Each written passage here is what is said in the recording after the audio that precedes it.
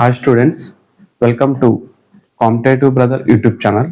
Friends, మీరు కానీ first time నా ఛానల్ చూస్తున్నట్లయితే వీడియోని లైక్ చేయండి, కామెంట్ చేయండి, షేర్ చేయండి. ఎట్ ది సేమ్ టైం మన కాంపిటేటివ్ బ్రదర్ యూట్యూబ్ ఛానల్ ఏదైతే ఉందో దాన్ని ఖచ్చితంగా సబ్స్క్రైబ్ చేయండి, ఓకేనా?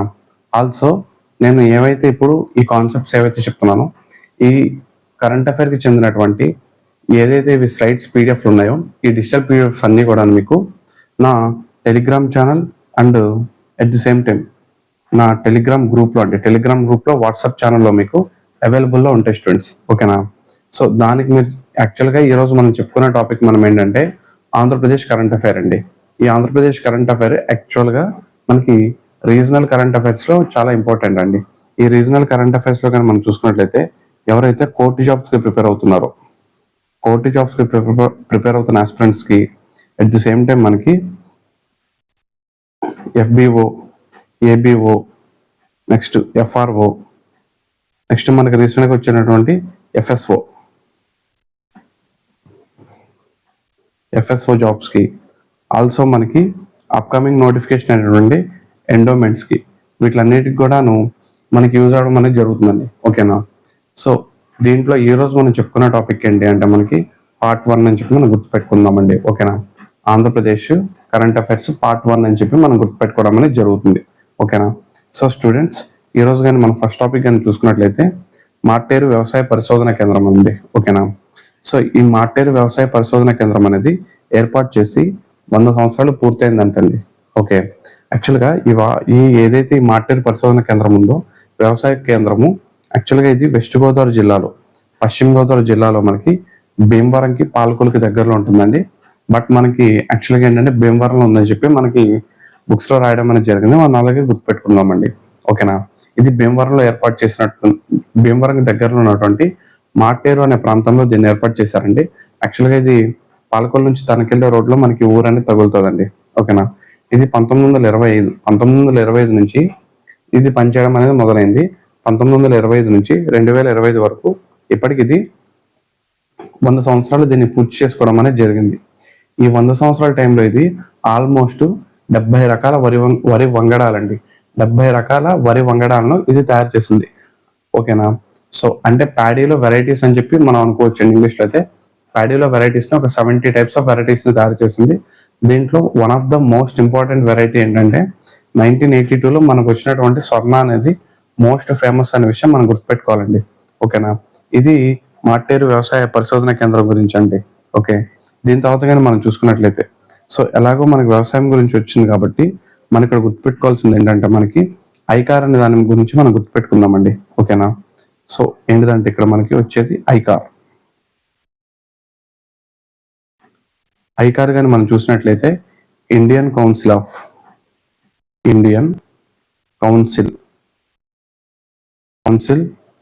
ఆఫ్ అగ్రికల్చర్ అండ్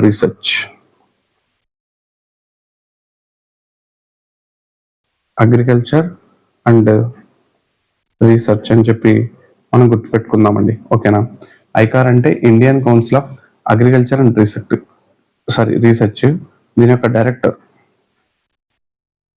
డైరెక్టర్ కానీ మనం చూసుకున్నట్లయితే ఆయన పేరు ఏంటంటే మంగీలాల్ జాట్ అండి, Mangilal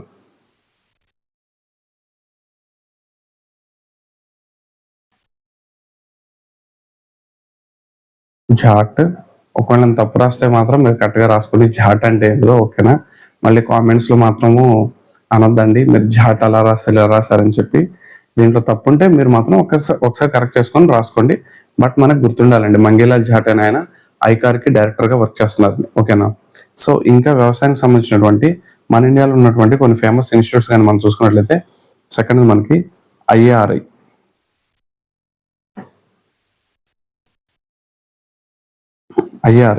ఇదేంటిదంటే Indian Agriculture Research Institute, Indian Agriculture Research Institute అని చెప్పి మీరు గుర్తుపెట్టుకోండి, ఓకేనా? ఇండియన్ అగ్రికల్చర్ రీసెర్చ్ ఇన్స్టిట్యూట్ యాక్చువల్గా ఇది ఎక్కడ ఉంటుంది అంటే ఢిల్లీలోని పూసా అనే ప్రాంతంలో ఉంటుందండి. పూసా ఢిల్లీలో ఉంటుంది. దీనికి కానీ డైరెక్టర్ కానీ మనం చూసుకున్నట్లయితే, దీని యొక్క డైరెక్టర్ కానీ మనం చూసుకున్నట్లయితే మన తెలుగు వ్యక్తి అండి. ఆయన పేరేంటి అంటే, డైరెక్టర్ కానీ మనం చూసుకున్నట్లయితే, ఈయన పేరు కానీ మనం చూసుకున్నట్లయితే తెలుగు వ్యక్తి అండి. ఈయన పేరేంటంటే చెరుకుమల్లి శ్రీనివాస్. చెరుకుమల్లి శ్రీనివాస్. సో ఈ ఐకారు, ఐఆర్ఐ వీటి పేర్లను మీరు మళ్ళీ ఇంగ్లీష్లో ట్రాన్స్లేట్ చేయకండి. సారీ, ఆల్రెడీ ఇంగ్లీష్లో రాస్తాం మనం, దీన్ని మళ్ళీ తెలుగులో మీరు ట్రాన్స్లేట్ చేయకండి. ఉన్నదాన్ని ఉన్నట్టు మీరు గుర్తుపెట్టుకోండి స్టూడెంట్స్, ఓకేనా. సో ఈయన ఏంటంటే చెరుకుమల్లి శ్రీనివాస్ ఫస్ట్ తెలుగు పర్సన్ అని చెప్పి మీరు గుర్తుపెట్టుకోండి. దీని తర్వాత కానీ మనం చూసుకున్నట్లయితే ఇంకో ఫేమస్ ఇన్స్టిట్యూట్ మనకు ఉందండి, అదేంటంటే ఇక్రిసాట్.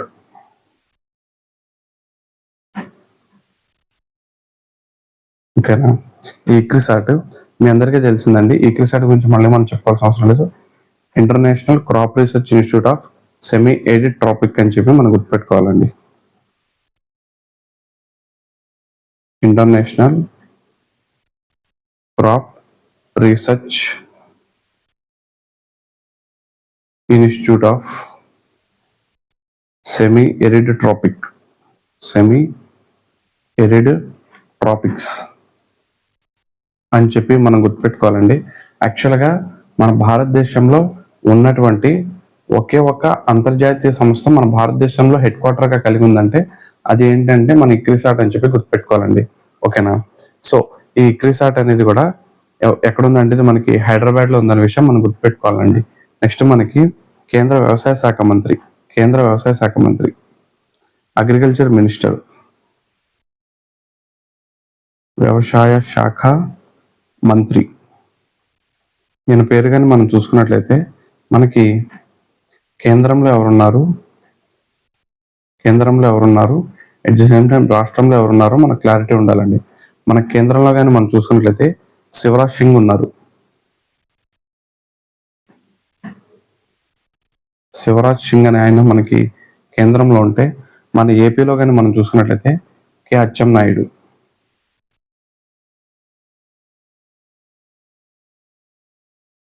కె అచ్చెన్నాయుడు అనేవాడు ఆయన మనకి వ్యవసాయ మంత్రిగా వర్క్ చేయడం అనేది జరుగుతుందండి, ఓకేనా. సో ఈ విధంగా మనకి మార్టేరు వ్యవసాయ కేంద్రం గురించి మనం తెలుసుకోవడం అనేది జరిగింది.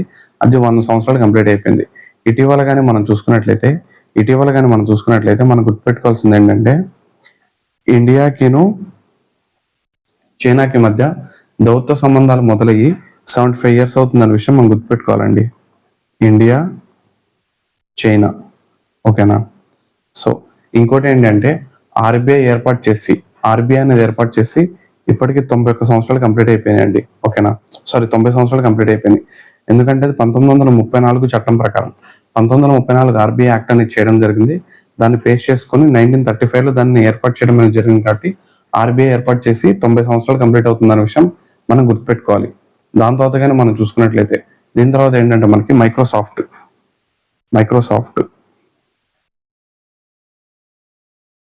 ఈ మైక్రోసాఫ్ట్ ఏదైతే ఉందో దీన్ని స్టార్ట్ చేసి ఇప్పటికీ 50 years కంప్లీట్ అయిపోయిందనే విషయం కూడా మనం గుర్తుపెట్టుకోవాలి స్టూడెంట్స్. అది 1975లో మనకి మైక్రోసాఫ్ట్ అనేది స్టార్ట్ అయింది. ఈ మైక్రోసాఫ్ట్ స్టార్ట్ అయ్యి ఎన్ని సంవత్సరాలు కంప్లీట్ అవుతుందంటే మనకి 50 సంవత్సరాలు కంప్లీట్ అవుతుందనే విషయము మనం గుర్తుపెట్టుకోవాలి, ఓకేనా. సో నెక్స్ట్ కానీ మనం చూసుకున్నట్లయితే ఇంకా ఏంటంటే ఇటీవల మైక్రోసాఫ్ట్ ఏదైతే ఉందో ఈ మైక్రోసాఫ్ట్ తన యొక్క కార్యకలాపాలని పాకిస్తాన్లో పూర్తిగా షట్ డౌన్ అనేది చేసిందనే విషయం కూడాను మీరు గుర్తుపెట్టుకోవాలి స్టూడెంట్స్, ఓకేనా. ఇది మనకి మైక్రోసాఫ్ట్ గురించి. ఇంకా నెక్స్ట్ మనకి ఇంకేముందండి, ఇంకా మనకి ఇండియన్ మెట్రలాజికల్ డిపార్ట్మెంట్ ఏదైతే ఉందో అది స్టార్ట్ అయ్యి కూడాను 150 years అవుతుందనే విషయం మనం గుర్తుపెట్టుకోవాలి స్టూడెంట్స్, ఓకేనా. సో ఇంకా కానీ మనం చూసుకున్నట్లయితే ఇంకా మనకి ఇప్పటిదాకా అవైతే ఉన్నాయండి. ఏమైనా ఉంటే మనకి మళ్ళీ పొట్టి శ్రీరాములు గారితో ఒక టాపిక్ వస్తుంది, అక్కడ మళ్ళీ ఒకసారి మనము ఎన్ని ఇయర్స్ అవుతుంది దాని గురించి మనం ఒకసారి చెక్ చేసుకుందామండి, ఓకేనా. సో ఇంకా మనకి స్టాండప్ ఇండియా అనే కార్యక్రమాలు స్టార్ట్ చేసి కూడా ఒక 10 years అవుతుందనే విషయం మనం గుర్తుపెట్టుకోవాలి, ఓకేనా. సో అదండి మనకి ఇంకా కొన్ని గుర్తుపెట్టుకోవాల్సిన ఇయర్స్, కొన్ని ఇంపార్టెంట్ ఇయర్స్ ఉన్నాయి. అది నేను మీకు ఇంకా చాలా క్లాసులు తీసుకుంటా కాబట్టి ఆ క్లాసెస్లో ఏమైనా ఇంపార్టెంట్ ఉంటే నేను మళ్ళీ అక్కడ మీకు చెప్తానండి, ఓకేనా. సో మన నెక్స్ట్ కరెంట్ అఫైర్గా మనం చూసినట్లయితే పురమిత్ర అండి. సో ఏంటంటే ఇక్కడ మనకు కనిపిస్తున్న పేరు ఏంటంటే Puramitra app. Puramitra app. So ఇది ఒక మొబైల్ అప్లికేషన్ అండి. మనకి ఇన్స్టాగ్రాము, యూట్యూబ్, ఫేస్బుక్ లాగా ఎలా అయితే మనకి కొన్ని యాప్స్ అనేవి ఉంటాయో అలా ఇది కూడా ఒక యాప్ అండి ఇది, ఓకేనా. దీన్ని ఎవరు స్టార్ట్ చేశారంటే మనకి చంద్రబాబు నాయుడు గారు, సిబిఎన్ అని చెప్పి వస్తున్నాను. చంద్రబాబు నాయుడు గారు దీన్ని ఎక్కడ స్టార్ట్ చేశారంటే తణుకులో స్టార్ట్ చేయడం అనేది జరిగిందండి, ఓకేనా. తణుకులో స్టార్ట్ అయింది. ఆల్రెడీ నేను మీకు ఇందాక ఏం చెప్పాను, మార్టేరు వ్యవసాయ పరిశోధన కేంద్రము, అది వెస్ట్ గోదావరి జిల్లా పాలకొల్లు నుంచి తణుకు వెళ్ళే రోడ్లో మనకి తగిలిదని చెప్పి ఫస్ట్ మాట చెప్పాను. ఇక ఇది ఏదైతే మనకి పురమిత్ర యాప్ ఉందో అది మనకి తణుకులోనే స్టార్ట్ చేశారు. ఎవరు స్టార్ట్ చేశారంటే మనకి మన సీఎం చంద్రబాబు నాయుడు గారు స్టార్ట్ చేశారు. దీని యొక్క ముఖ్య ఉద్దేశం ఏంటంటే మనకి ఏవైతే మున్సిపాలిటీస్ ఉంటాయో, మనకి మున్సిపాలిటీస్లో మనకి వాటర్ సప్లై, ఓకేనా, వాటర్ సప్లైకి సంబంధించింది. Next town planning, next wealth tax. దీని తెలుగులో అయితే మనం ఏమంటామంటే ఆస్తి పన్ను అని చెప్పి పిలవడం జరుగుతుంది స్టూడెంట్స్, ఓకేనా. నెక్స్ట్ మనకి ఇంకోటి ఏంటంటే ఇంజనీరింగ్ వర్క్స్. తెలుగులో అయితే మీరు ఏమైనా రాసుకుంటారంటే ఇంజనీర్ పనులు అని చెప్పి మీరు రాసుకోండి, ఓకేనా. దీని తర్వాత ఏంటంటే మనకి street lights,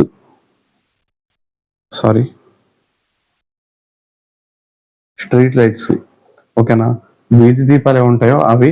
next public health, ప్రజారోగ్యం.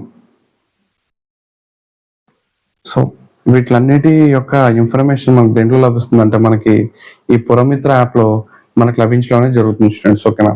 సో ఈ పురమిత్ర యాప్ అనేది దేనికి సంబంధించిందంటే మనకి నగర పంచాయతీలు లేకపోతే మున్సిపాలిటీస్ ఏవైతే ఉన్నాయో ఆ మున్సిపాలిటీస్లో మనకి నీటి యొక్క ప్లాన్ ఎలాగుంది. నెక్స్ట్ ఆస్తి పన్ను యొక్క ఇన్ఫర్మేషన్, ఇంజనీరింగ్ వర్క్స్, ఆ టౌన్లో ఏమైనా సరే వర్క్స్ అనేవి చేయాలా, వర్క్స్ సంబంధించిన అంశాలు. నెక్స్ట్ ఇంకోటి ఏంటంటే స్ట్రీట్ లైట్స్, ఏవైతే మనకి వీధి దీపాలు ఉంటాయో ఆ వీధి దీపాలు ఏమైనా ఆగిపోతే దాంట్లో నుంచి మనం కంప్లైంట్ ఇచ్చుకోవచ్చు. నెక్స్ట్ పబ్లిక్ హెల్త్, ప్రజారోగ్యానికి సంబంధించినటువంటి కొన్ని ఇంపార్టెంట్ ఇష్యూస్ కూడా మనం దీంట్లో సాల్వ్ చేసుకోవచ్చు. వీటిలన్నింటినీ దేంట్లో ఏర్పాటు చేస్తే పురమిత్ర యాప్లో ఏర్పాటు చేయడం జరిగింది.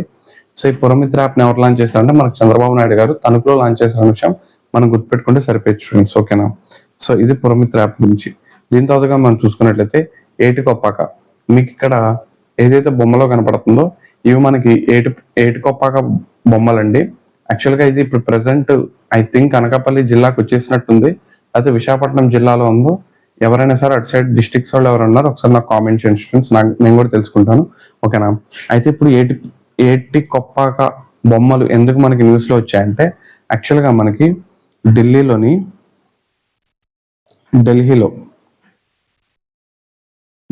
మనకి ఏం జరిగిందంటే రాష్ట్రపతి భవన్ ఉంటుంది కదండి, ఆ భవనంలో ఒక స్టాల్ని ఏర్పాటు చేశారు. స్టాల్ని ఏర్పాటు చేయడం అనేది జరిగింది, ఓకేనా. అయితే దీన్ని ఎవరు ఏర్పాటు చేశారంటే మనకి సత్యనారాయణ అనే పర్సన్ ఏర్పాటు చేశారనే విషయం మనం గుర్తుపెట్టుకోవాలి. సత్యనారాయణ. ఎందుకంటే మనకి ప్రెసిడెంట్ భవన్ ఏదైతే ఉందో ఆ భవన్లోకి విజిటర్స్ ఎవరైతే వస్తారో ఆ విజిటర్స్ కి ఎగ్జిబిషన్ లాగా ఈ షాప్ని ఏర్పాటు చేయడం జరిగింది. ఎవరైనా సరే విజిటర్స్ వచ్చారనుకో వాళ్ళకి నచ్చితే వాళ్ళు అక్కడ బొమ్మలు కొనుక్కొని వెళ్ళొచ్చు, ఓకేనా. ఇది ఏటికొప్పాక అండి. ఈ ఏటికొప్పాక బొమ్మలు మనకి ఎంత ఫేమస్ అంటే ఇవి యాక్చువల్గా మనకి రిపబ్లిక్ డే జరిగింది కదా, 76th రిపబ్లిక్ డే రోజున మనకి మామూలుగా మనకి శకటాలు అనేవి వెళ్తూ ఉంటాయండి. అంటే ఒక స్టేట్ కి సంబంధించినటువంటి డెవలప్మెంట్ మొత్తాన్ని వాళ్ళు ఏం చేస్తారు అంటే ఇలా మనకి ఒక వెహికల్ ని క్రియేట్ చేసి ఆ వెహికల్స్ మీద ఆ స్టేట్ డెవలప్మెంట్ అనేది ఎలా ఉందో దాని గురించి డిస్ప్లే చేసుకుంటూ మనకి ఆ స్టేట్ యొక్క మోటో ఏంటి, ఆ స్టేట్ యొక్క థీమ్ ని ఈ శకటాలు మనకి రిప్రజెంట్ చేస్తాయండి, ఓకేనా. అయితే ఈ రిప్రజెంటేషన్ చేసే విషయంలో 2025 జనవరి 26వ తారీఖు జరిగినటువంటి రిపబ్లిక్ డే పరేడ్ ఏదైతే ఉందో ఆ పరేడ్ లో మనకి మన ఏటికొప్పాక బొమ్మలకు సంబంధించినటువంటి శకటం ఏదైతే ఉందో దీనికి థర్డ్ ప్లేస్ అనేది లభించిందండి. థర్డ్ ప్లేస్ అనేది లభించడం అనేది జరిగింది. ఓకేనా. యాక్చువల్గా మనకి టాప్ 3ని మనం గుర్తుపెట్టుకోవాలంటే టాప్ 3లో కానీ మనం చూసుకున్నట్లయితే మనకు ఫస్ట్ యూపీ శకటం అనేది ఫేమస్ అండి. సెకండ్ మనకి ఏంటిదంటే త్రిపుర. థర్డ్ మనకి ఏంటిదంటే మనకి ఏపీ శకటం అనేది ఫేమస్ అయిందండి. ఓకేనా. సో దీంట్లో మనం ఏ ప్లేస్లో ఉన్నామంటే థర్డ్ ప్లేస్లో ఉన్న విషయం మనం గుర్తుపెట్టుకోవాలండి. ఓకే. నెక్స్ట్ ఏదైతే మనది శకటం ఉందో ఈ శకటం ఏదైతే ఉందో దీనికి సంబంధించినటువంటి థీమ్ని కూడా మనకి ఇవ్వడం జరిగిందండి. ఓకేనా. ఆ థీమ్ని కానీ మనం చూసుకున్నట్లయితే బంగారు భారతం, వారసత్వము, అభివృద్ధి. బంగారు భారతం, బంగారు భారతం, వారసత్వం మరియు అభివృద్ధి. వారసత్వం అండ్ అభివృద్ధి. సో ఇది మనకి ఈ ఏటికొప్పాక బొమ్మలు మనల్ని జనవరి 26, 2025 మనము జరిగినటువంటి పరేడ్లో మనము దీన్ని డిస్ప్లే అనేది చేయడం అనేది జరిగిందండి. ఓకేనా. సో ఇది మీరు గుర్తుపెట్టుకోవాలి. అయితే ఢిల్లీలోని రాష్ట్రపతి భవన్లో ఎవరు ఏటికొప్పాక బొమ్మల స్టాల్ ఏర్పాటు చేశారంటే మనకి సత్యనారాయణ అనే పర్సన్ ఏర్పాటు చేసిన విషయం మనం గుర్తుపెట్టుకోవాలి. ఓకేనా. సో నెక్స్ట్ కానీ మనం చూసినట్లయితే ఏపీలో ఎస్సీ వర్గీకరణ అండి. ఓకేనా. సో ఏపీలో మనకి ఫస్ట్ ఎస్సీ వర్గీకరణ అనేది చేశారు. యాక్చువల్గా ఏం జరిగిందంటే మనకి ఎస్సీ అనేది క్యాస్ట్ ఏదైతే ఉందో ఎస్సీ అండి ఫస్ట్. ఓకేనా. సో ఎస్సీ ఏదైతే ఉందో ఈ ఎస్సీలో మనకి ఏంటి అంటే మాలా, మాదిగ, రెల్లి అని చెప్పి ముగ్గురు ఉంటారండి. ఓకేనా. అయితే దీంట్లో వీళ్ళకు ఉన్నటువంటి బెనిఫిట్స్ ని ఎక్కువగా మాదిగ వాళ్ళే ఆ బెనిఫిట్స్ ని పొందుతున్నారు. ఈ ఎస్సీలో మాలా వాళ్ళు కానీ నెక్స్ట్ ఎవరైతే మనకి రెల్లి కులస్తులు అని చెప్పి చెప్తారండి. ఈ రెల్లి కులస్తులు కానీ ఎవరైతే ఉన్నారో రెల్లి కులస్తులు ఎట్ ది సేమ్ టైం మనకి మాదిగా అండి. వీళ్ళు ఎవరైతే ఉన్నారో వీళ్ళ బెనిఫిట్స్ పొందలేకపోతున్నారు. మొత్తం బెనిఫిట్స్ అంతా కూడాను మాల వాళ్ళే ఎత్తుకెళ్ళిపోతున్నారు. మాదిగ వాళ్ళకి ఎటువంటి బెనిఫిట్స్ అనేవి రావట్లేదని చెప్పి మనకి ఆ పర్సన్ ఉన్నారు కదండి మందకృష్ణ మాదిగ అని. ఈ మందకృష్ణ మాదిగ అనే ఆయన గవర్నమెంట్ మీద ప్రెజర్ చేసి ఎస్సీ కేటగరైజేషన్ చేయాలని చెప్పి ఆయన ఒక డిమాండ్ చేశారు. ఆ డిమాండ్ బేస్ చేసుకొని మన ఏపీ గవర్నమెంట్ ఏం చేసింది అంటే ఎస్సీ వర్గీకరణ పైన ఒక కమిటీ వేసిందండి. ఆ కమిటీ పేరేంటంటే మనకి రాజీవ్ రంజన్ కమిటీ. రాజీవ్ రంజన్ మిశ్రా. సారీ అండి,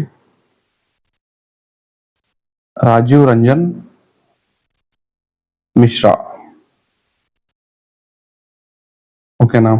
సో ఈ రాజీవ్ రంజన్ మిశ్రా అనే అతను ఈ ఎస్సీ కేటగిరైజేషన్ మన ఏపీలో చేసినటువంటి పర్సన్ కానీ చూసినట్లయితే దాని పేరు ఏంటంటే రాజీవ్ రంజన్ మిశ్రా అండి. ఓకేనా. అయితే మనకి టిఎస్ గవర్నమెంట్ కూడా ఒక కమిషన్ ఏర్పాటు చేసిందండి. ఆ కమిషన్ చైర్మన్ పేరు కానీ మనం చూసినట్లయితే అతని పేరు షమీమ్ అఖ్తర్.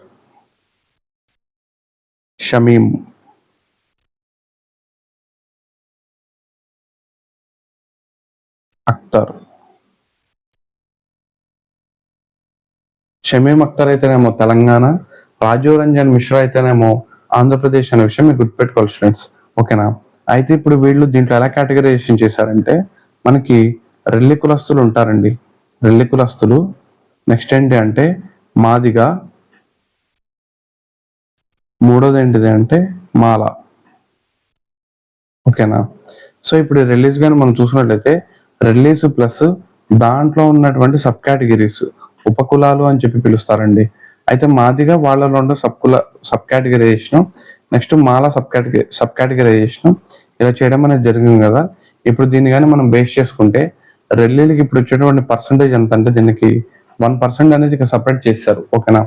సో ఇప్పుడు ఎవరైతే మనకి ఎస్సీ కేటగిరైజేషన్ లో మాలా ఉంటారో మనకి రెల్లీస్ ఉంటారో ఇంకా రెల్లీస్ అందరూ కూడాను ఈ 1% లోనే వాళ్ళు ట్రై చేసుకోవాలి. నెక్స్ట్ కానీ మనం చూసుకున్నట్లయితే మాదిగకి ఎంత ఇచ్చారంటే మనకి 6.5% అనేది ఇవ్వడం జరిగింది స్టూడెంట్స్. ఓకేనా. 6.5 మనకి మాదిగకి ఇవ్వడం జరిగింది. మాలాకి కానీ మనం చూసుకున్నట్లయితే 7.5% ఇవ్వడం అనేది జరిగింది. ఓకేనా. సో ఇది మనకి ఇప్పుడు ప్రజెంట్ ఎస్సీ కేటగిరైజేషన్ ఆధారంగా రిలీజ్కి ఎంత ఇస్తున్నారు, మాదికి ఎంత ఇస్తున్నారు, మాలాకి ఎంత ఇస్తున్నారు మనకంటే ఇప్పుడు క్లారిటీ రావడం జరిగింది. ఓకేనా. సో ఇది మనకి ఏపీలో ఎస్సీ వర్గీకరణ మూడు భాగాలుగా చేశారు. దాంట్లో రిలీజ్ ని సపరేట్ చేశారు, మాలాని సపరేట్ చేశారు, మాదిగని సపరేట్ చేశారు అనే విషయం మీరు గుర్తుపెట్టుకోవాలి. ఓకేనా. సో మనకి ఇంకోటి ఏంటిది అంటే గరిమెల్ల బాలకృష్ణ ప్రసాద్. గరిమెల్ల గరిమెల్ల బాలకృష్ణ బాలకృష్ణ ప్రసాద్. యాక్చువల్గా ఈ గరిమెల్ల బాలకృష్ణ ప్రసాద్ అని పేరు నేను ఎందుకు రాశానంటే, ఈయన యాక్చువల్గా టీటీడీలో మనకి తిరుమల తిరుపతి దేవస్థానం ఉంది కదా, దాంట్లో ఈయన ప్రధాన పూజారిగా పనిచేసేవాళ్ళు. అయితే రీసెంట్గా ఆయన చనిపోవడం అనేది జరిగిందండి. ఓకేనా, ఎవరంటే గరిమెల్ల బాలకృష్ణ ప్రసాద్. ఈయన ఏంటి అంటే మనకి టీటీడీలో మనకి ప్రధాన పూజారిగా పనిచేసేవాడు. రీసెంట్గా ఆయన చనిపోవడం అనేది జరిగింది కాబట్టి ఈయన గురించి మనం చదువుకోవడం అనేది జరుగుతుంది. ఓకేనా, నెక్స్ట్ మనకి ఇంకా కానీ మనం చూసుకున్నట్లయితే, సో స్టూడెంట్స్ మీ అందరికీ ఒక బిగ్ అనౌన్స్మెంట్ అండి. యాక్చువల్గా నేను current affairs, polity and AP economy ఫ్యాకల్టీగా వర్క్ చేస్తున్నాను. సో అయితే నేనేంటంటే స్టూడెంట్స్కి నేను ఇచ్చేటువంటి బెనిఫిట్ ఏంటంటే, ఇప్పుడు స్టూడెంట్స్ యాక్చువల్గా నేను ఇప్పుడు ఏం చేస్తున్నా అంటే, నేను ఆన్లైన్ ప్లాట్ఫామ్లోకి వచ్చానండి. ఈ ఆన్లైన్ ప్లాట్ఫామ్లో భాగంగా నేనేం చేస్తున్నా అంటే, ఇప్పుడు ప్రజెంట్ ఇండియన్ పాలిటీ ఆన్లైన్ క్లాసులను నేను స్టార్ట్ చేశాను. ఈ క్లాసులన్నీ కూడాను మీకు ఏంటంటే, మీరు ఏపీఎస్సి, టీఎస్పీఎస్సికి ఏ ఎగ్జామ్స్ అయినా మీరు ప్రిపేర్ అవ్వండి. గ్రూప్ 1, గ్రూప్ 2, గ్రూప్ 3, గ్రూప్ 4 ఆ ఓరియంటేషన్లో మనము క్లాసులు అనేవి తీసుకోవడం అనేది జరుగుతుంది. ఓకేనా, దాంట్లో భాగంగా మీకు ఏంటంటే ఎగ్జామ్ ఓరియంటేషన్లోనే మీకు క్లాసులు అనేవి జరుగుతాయి. ఇన్డెప్త్ ఎక్స్ప్లెనేషన్ ఉంటుంది. ప్రతి వీక్ కూడా మనకి ఏంటంటే వీసీ కండక్ట్ చేయడం అనేది జరుగుతుంది. మనకి ఎప్పుడంటే మనకి యాక్చువల్గా మనకి వీకెండ్స్ ఏదైతే ఉన్నాయో ఆ వీకెండ్స్ టైంలో మనం ఏం చేస్తాము అంటే వీసీలు కూడా కండక్ట్ చేస్తామండి. అట్ ది సేమ్ టైం మీకు ఇంకో బెనిఫిట్ ఏంటంటే, మీకు కరెంట్ పాలిటీ క్లాసెస్ కూడా నేను దానిలో డీల్ చేస్తాను. మీకు ఆల్మోస్ట్ 1 year వ్యాలిడిటీ ఉంటుందండి. ఈ 1 year వ్యాలిడిటీ కోర్స్ ఏదైతుంది, కోర్స్ యొక్క ఫీజు మనము 599 రూపీస్ పెట్టడం జరిగిందండి. మీకు కానీ నా క్లాసెస్ కానీ మీకు నచ్చితే, యాక్చువల్గా నా క్లాసెస్ ఒకటి ప్రియాంబుల్, ఇంకోటి ఏంటంటే మనకి ఇండియన్ యూనియన్ అండ్ ఇట్స్ టెరిటరీకి సంబంధించినటువంటి 2 వీడియోస్ నేను నా యూట్యూబ్ ఛానల్ అప్లోడ్ చేశానండి. మీరు ఒకసారి ఆ వీడియోస్ని చెక్ చేయండి. మీకు నచ్చితే మీరు వచ్చి నా దగ్గర కోర్స్ కొనుగోలు చేసుకోవచ్చు. ఇవి కూడా ఏంటంటే 2025 ఇది మనకి జూలై మంత్లో మనకి రికార్డ్ చేసిన వీడియోస్ అండి. ఈ వీడియోస్ అన్ని కూడా మీకు ఫుల్ ఫ్లెడ్జ్డ్గా ఎగ్జామ్ ఓరియంటేషన్లో ఎగ్జామ్కి మీరు సరిపోయేలాగా ఈ క్లాస్లోనే చెప్పడం జరుగుతుంది. ఓకేనా, సో మీకు కానీ నాకు నుంచి ఏమైనా కాంటాక్ట్ కావాలంటే నా కాంటాక్ట్ నెంబర్స్ అండి 8142811917. ఇది మన కాంటాక్ట్ నెంబర్ అండి. ఓకేనా, సో ఇది నా పాలిటిక్స్ సంబంధించినటువంటి online class details. Full fledged classes మీకు అవైలబుల్లో ఉంటాయండి. ఇక్కడ మనకు నెక్స్ట్ టాపిక్ కానీ మనం చూసినట్లయితే, ఏపీ గవర్నమెంట్ మైక్రోసాఫ్ట్ మధ్య ఒక అగ్రిమెంట్ అనేది జరిగిందండి. ఆ అగ్రిమెంట్ ఏంటంటే మనకి ఏపీలో ఉన్నటువంటి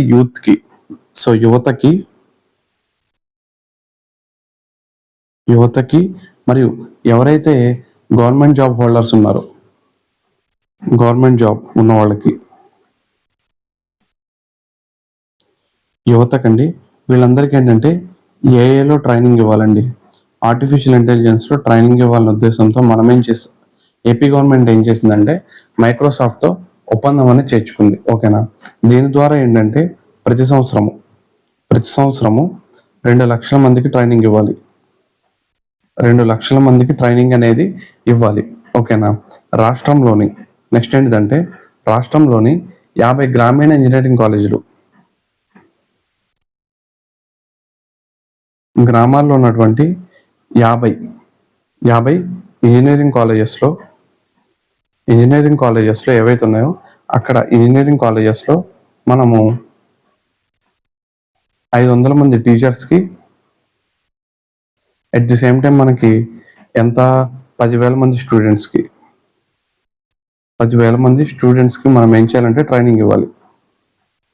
సో ఎవరు ట్రైనింగ్ ఇస్తారు? ఇప్పుడు ఇది మైక్రోసాఫ్ట్ అనేది ట్రైనింగ్ ఇవ్వడం జరుగుతుంది స్టూడెంట్స్. ఓకేనా, ఎంతమంది కంటే ప్రతి సంవత్సరం 2 లక్షల మంది.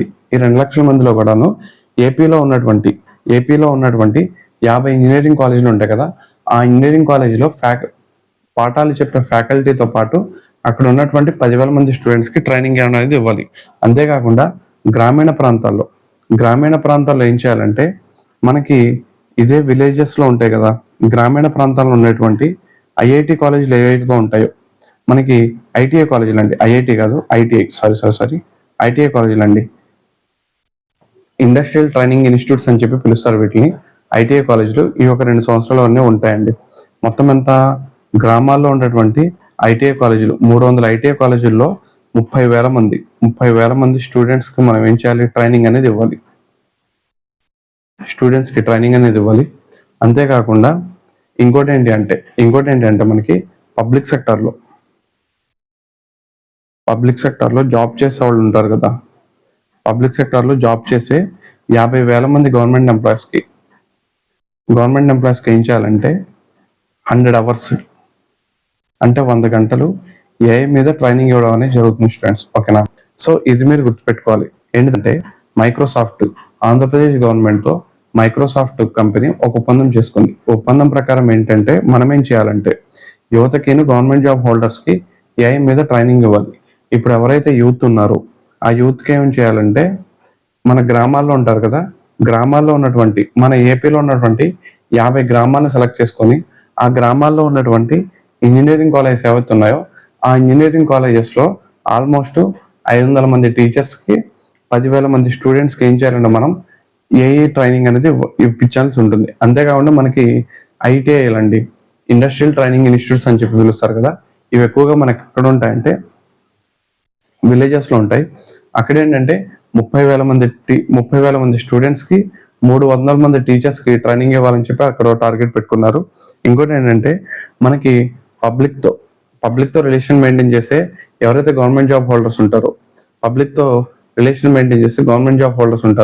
వాళ్ళలో 50,000 మందికి ఏం చేయాలంటే ఈ ఏఐ ట్రైనింగ్ ఇవ్వాలని చెప్పి మనం అనుకున్నామండి. ఓకేనా?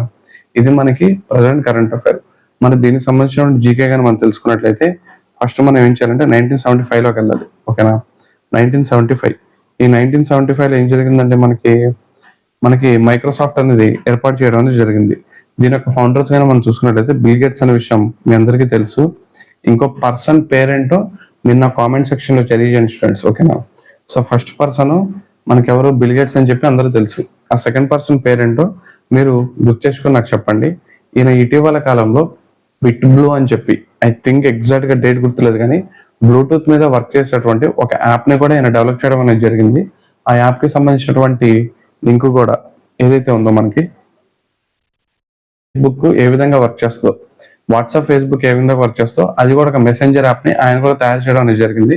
దాని పేరు బ్లూటూత్ తో వర్క్ చేస్తాను, నాకు ఎగ్జాక్ట్ గా పేరు గుర్తురాట్లేదు కానీ ఆ పర్సన్ పేరు చెప్పండి. ఆయన పేరు ఏంటంటే చెప్తున్నాను, ఇప్పుడే చూడండి.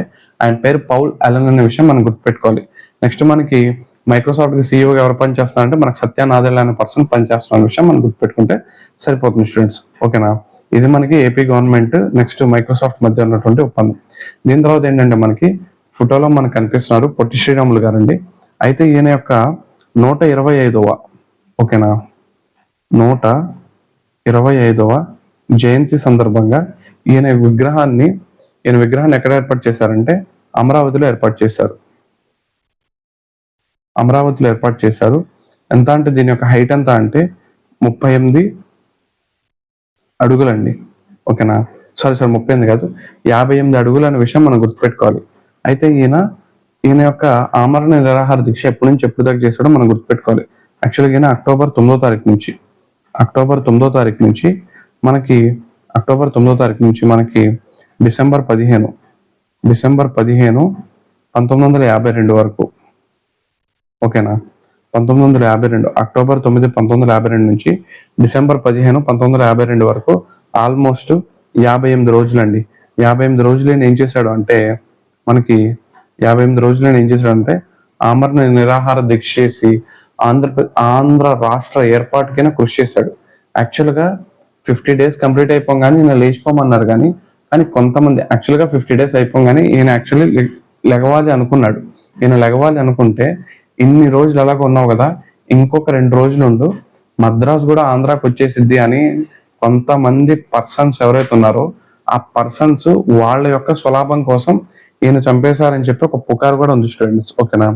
సో ఈ విధంగా మనకేంటంటే పొట్టి శ్రీరాములు గారి బర్త్డే సందర్భంగా మనము 125వ జయంతి ఉత్సవాల సందర్భంగా మనం ఏం చేసామంటే అమరావతిలో 58 అడుగుల విగ్రహాన్ని ఏర్పాటు చేసాం. ఎందుకు 58 అంటే ఆయన 58 రోజుల నిరాహార దీక్ష చనిపోయారు కాబట్టి మనం దాన్ని అలా పెట్టుకోవడం అనేది జరిగింది. ఓకేనా? అయితే మన ఏపీలో వ్యక్తుల పేర్ల మీద పర్సన్స్ పేర్ల మీద మనకు ఉన్నటువంటి డిస్టిక్లు ఏంటో మనకు తెలియాలండి. దాంట్లో ఫస్ట్ కానీ మనం చూసుకున్నట్లయితే ఏఎస్ఆర్ అంటే అల్లూరు సీతారామరాజు డిస్టిక్, ఓకేనా. దాని తర్వాత ఏంటంటే మనకి ఎన్టీఆర్ నందమూరి తారక రామారావు కృష్ణా జిల్లాకు ఒకప్పుడు. నెక్స్ట్ దాని తర్వాత కానీ మనం చూసుకున్నట్లయితే పొట్టి శ్రీరాములు నెల్లూరు, ఓకేనా. దాని తర్వాత కానీ మనం చూసుకున్నట్లయితే టంగుటూరి ప్రకాశం పంతుల పేరు మీద ప్రకాశం డిస్టిక్. దాని తర్వాత కానీ మనం చూసుకున్నట్లయితే అంబేద్కర్ పేరు మీద కోనసీమ అని చెప్పి పిలుస్తారు, కోనసీమ జిల్లా. దాని తర్వాత కానీ మనం చూసుకున్నట్లయితే అన్నమయ్య నాగార్జున అని చెప్పి మనం గుర్తుపెట్టుకోవాలి. దాని తర్వాత మనకి ఇంకోటి ఏముందంటే కడప, వైఎస్ఆర్ కడప అనే విషయం మనం గుర్తుపెట్టుకోవాలి. అయితే రీసెంట్ గా కడప పేరుని మార్చారండి, వైఎస్ఆర్ జిల్లా కాకుండా దీన్ని వైఎస్ఆర్ కడప జిల్లాను లేకపోతే కడప జిల్లా అని చెప్పి రీసెంట్ గా మనకి ఏపీ గవర్నమెంట్ జీవో కూడా ఇష్యూ చేయడం అనేది జరిగింది. దాని తర్వాత ఇంకోటి ఏంటంటే మనకి శ్రీ సత్యసాయి జిల్లా, శ్రీ సత్యసాయి జిల్లా. అలా మన ఏపీలో ఇప్పుడు ప్రజెంట్ వ్యక్తుల పేరు మీద 8 జిల్లాలు ఉన్నాయనే విషయం మనం గుర్తుపెట్టుకోవాలి, ఓకేనా. సో ఇది మనకి పొట్టి శ్రీరాములు అమర జీవి గురించి అండి, ఓకేనా. సో నెక్స్ట్ ఏంటి అంటే ఏపీజేవై అంటే ఏంటి, అటల్ భూజల్ యోజన, ఓకేనా. సో ఈ అటల్ భూజల్ యోజన అంటే ఏంటో మనం ఒకసారి చూసుకుందాం, ఓకేనా. సో 2019లో ఇది స్టార్ట్ అయిందండి. 2019లో దీని యొక్క పని ఏంటి అంటే 2019లో ఇది 7 రాష్ట్రాల్లో దీన్ని స్టార్ట్ చేయడం అనేది జరిగింది, ఓకేనా. సో అయితే ఫస్ట్ దీని యొక్క టైం పీరియడ్ ఏంటంటే 7 రాష్ట్రాల్లో స్టార్ట్ చేస్తారు అండ్ దీని యొక్క టైం పీరియడ్ ఏంటంటే 5 సంవత్సరాలు, ఓకేనా. సో అయితే దీన్ని 2019లో దీన్ని స్టార్ట్ చేశాం కదా, ఇది 2020 నుంచి 2025 మధ్య కాలంలో ఇది పనిచేయడం అనేది జరిగింది. దీంట్లో ఉన్నటువంటి 7 జిల్లాలు కానీ మనం చూసుకున్నట్లయితే ఆ 7 జిల్లాలు ఏంటంటే హర్యానా, గుజరాత్, కర్ణాటక, నెక్స్ట్ రాజస్థాన్, మధ్యప్రదేశ్, మహారాష్ట్ర, యూపీ, ఓకేనా. ఇలా మనకి ఫస్ట్ ఫేజ్ లో ఏంటంటే మనము 7 రాష్ట్రాలను సెలెక్ట్ చేసుకున్నాం. ఈ పథకం అనేది 5 సంవత్సరాల కాలంలో కంటిన్యూ అవుతుందని చెప్పి మనం అనుకున్నాము. దాంతో బేస్ చేసుకొని మనం ఏం చేసాము అంటే స్టార్టింగ్ 7 రాష్ట్రాల్లో స్టార్ట్ చేసాం. ఇంకా స్లోగా మనం ఏం చేసామంటే దీంట్లో కొన్ని జిల్లాల్ని కొన్ని ప్రాంతాలని యాడ్ చేసుకుంటూ రావడం అనేది జరిగింది, ఓకేనా. అలా యాడ్ చేసుకునే క్రమంలో ఇప్పుడు మనం ఏం చేశారు అంటే దీంట్లోకి మన ఏపీ కూడా ఎంటర్ అయిందనే విషయం మనం గుర్తుపెట్టుకోవాలి, ఓకేనా. సో 2025-26 ఫైనాన్షియల్ ఇయర్ ఏదైతే ఉందో 2025-26 ఆర్థిక సంవత్సరం ఏదైతే ఉందో ఈ ఆర్థిక సంవత్సరంలో భాగంగా మన సెంట్రల్ గవర్నమెంట్ ఏం చేసిందంటే దీంట్లోకి మన ఏపీని కూడా జాయిన్ చేయడం అనేది జరిగింది, ఓకేనా. సో అటల్ భూజల్ యోజన అంటే ఏంటంటే అండర్ గ్రౌండ్ వాటర్ ని పరిరక్షించుకోవాలి, ఎటువంటి కాలుష్యం జరగకుండా ఉండాలని చెప్పి మనం అటల్ భూజల్ యోజన తీసుకోవడం జరిగింది. అయితే దీంట్లో మనకు కనిపించేటువంటి ఇప్పుడు ప్రజెంట్ మనకు కనిపించేటువంటి ఏంటంటే మనకి ప్రజెంట్ ఆంధ్రప్రదేశ్ కనిపిస్తుంది, దీని తర్వాత మనకి తెలంగాణ కూడా కనిపిస్తుంది, దీని తర్వాత మనకి పంజాబ్, బీహారు అండ్ తమిళనాడు, ఓకేనా. సో 2025-26 ఆర్థిక సంవత్సరంలో మనం ఏమేం చేశారు అంటే 5 రాష్ట్రాలకి కేటాయించడం అనేది జరిగింది. ఈ 5 రాష్ట్రాలకు కలిపి ఆల్మోస్ట్ ఎంత కోట్లు ఖర్చు పెడుతున్నారంటే మనకి 500 కోట్ల రూపాయలు ఖర్చు పెడుతున్నారు. సో ఏవైతే మనకి ఈ 5 రాష్ట్రాలు ఏవైతే ఉన్నాయో ఈ 5 రాష్ట్రాలను బేస్ చేసుకొని 5,000 కోట్లు కేటాయింపు అనేది జరుగుతుంది అనమాట ప్రతి స్టేట్ కి. యాక్చువల్గా ఇక్కడ ఏంటంటే రేషియో అనేది ఎలా ఉంటుందంటే 70:30 రేషియోలో ఉండడం అనేది జరుగుతుందండి, ఓకేనా. లాస్ట్ 5 years మనం ఏదైతే ఇంత కొన్ని జిల్లాల పేరు చెప్పుకున్నామో ఆ జిల్లాలకు సంబంధించిన వరకు లాస్ట్ 5 years లో ఆల్మోస్ట్ 6,000 కోట్ల రూపాయలు దీని మీద ఖర్చు పెట్టడం జరిగిందనే విషయం మనం గుర్తుపెట్టుకోవాలి. గతంలో ఇది ఎంత అంటే 7 రాష్ట్రాల్లో నాకు నుంచి జిల్లా అని వస్తుంది, 7 రాష్ట్రాల్లో దీన్ని ఇంప్లిమెంట్ అనేది చేశారు. ఇప్పుడు ఏం చేశారు అంటే 5 అనేవి యాడ్ చేశారు కొత్త జిల్లాలు, వాటికి కూడా ఏంటంటే ఏదో ఒక బెనిఫిట్ ఉండేలాగా చూడడం అనేది జరుగుతుంది, ఓకేనా. ఇది మనకి అటల్ భూజల్ యోజన. ఈ అటల్ భూజల్ యోజనలో మనకి ఏంటంటే మన ఏపీకి ప్లేస్ అనేది కల్పించారు కాబట్టి ఇది మనకి ఇంపార్టెంట్. దీంతో కానీ మనం చూసుకున్నట్లయితే పల్లె పుష్కరిణి, ఓకేనా. యాక్చువల్గా డిప్యూటీ సీఎం పవన్ కళ్యాణ్ గారు ఏదైతే ఉన్నారో ఆయన ఏమనుకుంటున్నారంటే 2025-26 అంటే ఈ ఫైనాన్షియల్ ఇయర్ ఏదైతే ఉందో ఈ ఇయర్ లో ఆయన ఒక టార్గెట్ ఏంటి అంటే మొత్తము 660 చెరువులను రీడెవలప్ చేయాలి.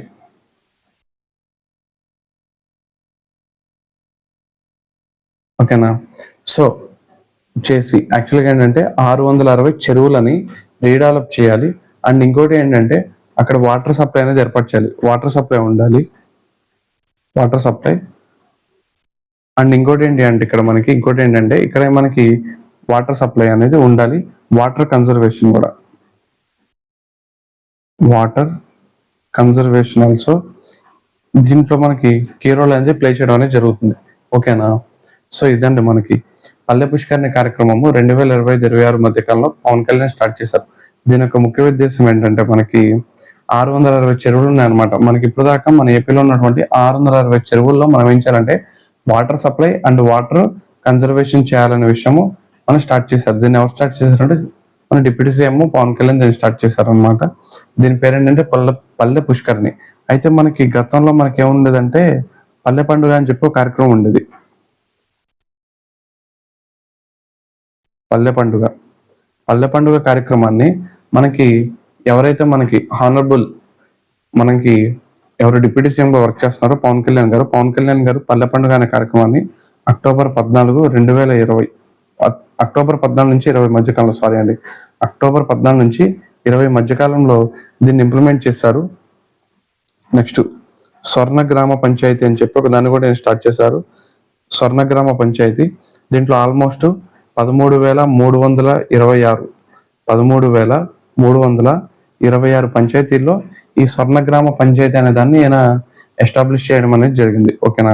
ఇది మనకి పల్లె పుష్కరిణి కార్యక్రమం. దీంతో మనం చూసుకున్నట్లయితే హట్కో లోన్స్ టు అమరావతి. ఓకేనా? మనకి ఏపీసీఆర్డిఏ ఉందండి. ఓకేనా? ఏపీసీఆర్డిఏ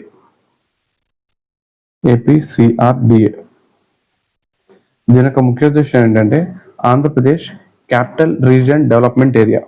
సో మెయిన్ ఇది ఒకటే రాష్ట్రండి, క్యాపిటల్ రీజియన్ డెవలప్మెంట్ ఏరియా అనే విషయం మనం గుర్తుపెట్టుకోవచ్చు. ఓకేనా? సో ఏపీసీఆర్డిఏకిను మళ్ళీ హట్కో. ఈ హట్కో అంటే ఏంటంటే housing urban development corporation. Housing and urban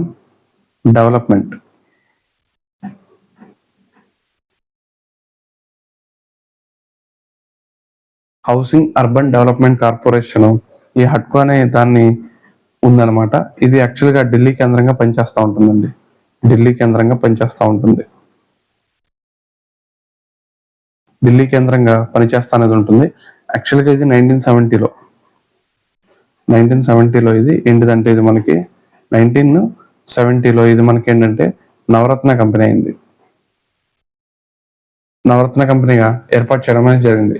మీ అందరికీ తెలుసండి, మినీరత్న, మహారత్న, నవరత్న అని చెప్పి మన కేటగరైజేషన్ ఉంటుంది. ఇది మనకి ఇండస్ట్రీస్ టాపిక్ లో అనేది కనపడతాం అనేది జరుగుతుందండి. ఓకేనా? సో ఈ మహారత్న, నవరత్న అంటే ఏంటో నేను ఇప్పుడు ఇక్కడ మీకు నేను ఎక్స్ప్లెనేషన్ ఇచ్చేయను. ఒకసారి గో త్రూ ద బుక్ అండి. ఓకేనా? సో మనకేంటి అంటే ఇలా మనకి ఆల్మోస్ట్ ఎన్ని కోట్లు ఇచ్చిందంటే మనకి 11,000 కోట్ల రూపాయలు. ఓకేనా? సో 11,000 కోట్లు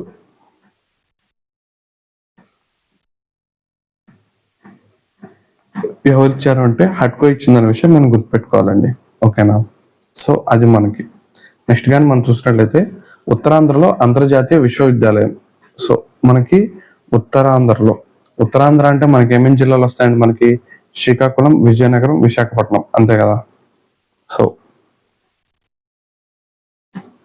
శ్రీకాకుళం, విజయనగరం, విశాఖపట్నం ఈ మూడు ఏతుందో ఈ మూడు ఏరియాస్ ని కలుపుకుంటే మనము జార్జియా నేషనల్ యూనివర్సిటీ. ఓకేనా? జార్జియా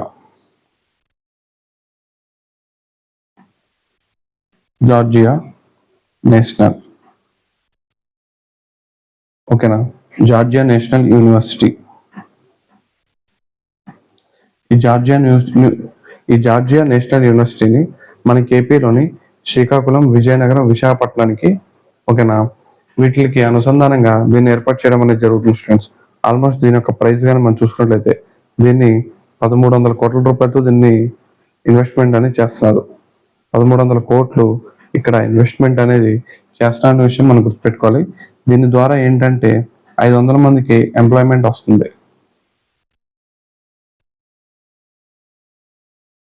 ఓకేనా.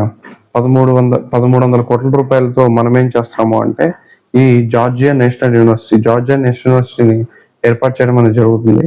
దీని ద్వారా ఏంటంటే 500 మందికి ఉపాధి దొరికే అవకాశం కూడా కల్పిస్తున్నారు. ఓకేనా.